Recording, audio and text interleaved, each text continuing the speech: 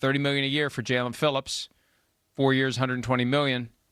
And were you surprised by that? Were you surprised by that number? Like, I think some people were surprised. I think somebody like me, and I know we've talked about this before he hurt his Achilles, he was kind of on his way to superstardom, and I think we kind of saw that towards the end of last year once he got in Philadelphia. So it didn't shock me, but I think some people out there thought $30 million was a little much for Jaelan Phillips.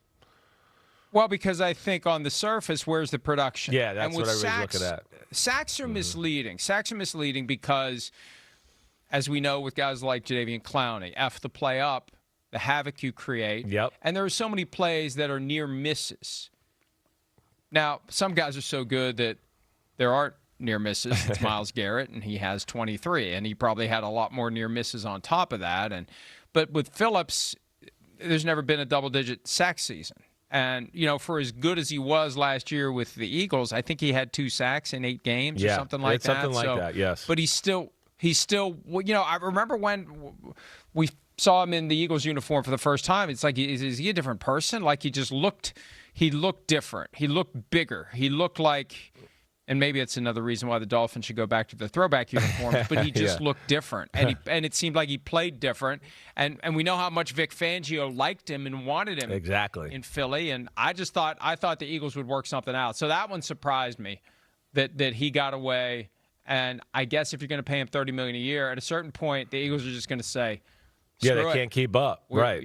Right. Yeah. You're going to throw the cards down. You're going to walk away from the table. They got young guys that they got, looking on their radar in the future. They're going to go, wow, we got to pay him. We got to pay him. We got to pay this guy. You got Jalen Carter, who we know is going to be paid like probably the highest defensive tackle in football. So, yeah, this is one where they went, wait, it's too big for our checkbook right now as far as where the salary cap's at. I'm sure they would have loved to have kept him for all the reasons you explained. There's no weakness to Jaelan Phillips' game. And at his best before his Achilles, he was about to be, I think, that double-digit sack guy on a consistent basis. But he can play the run, and he's physical. And I think that's what we alluded to so much, right? I think it was the Green Bay game, if I remember correctly, Monday night, and right after they had traded for him. And we went just, oh, my gosh, look at the Eagles' defensive line. Holy crap. With Jaelan Phillips on that edge now, it looks like they're just unstoppable. They look like superheroes. He's built like that. He's got the ability to be a guy that's a consistent double-digit sack type of guy there. So E.J. Evero, defensive coordinator, Carolina, one of the top in the game.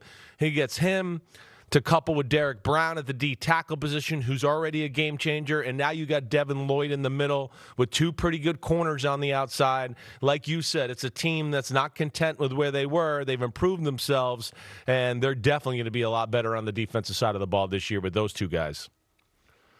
First-round pick in 2021, he had 8.5 sacks. That's his career high. Yeah.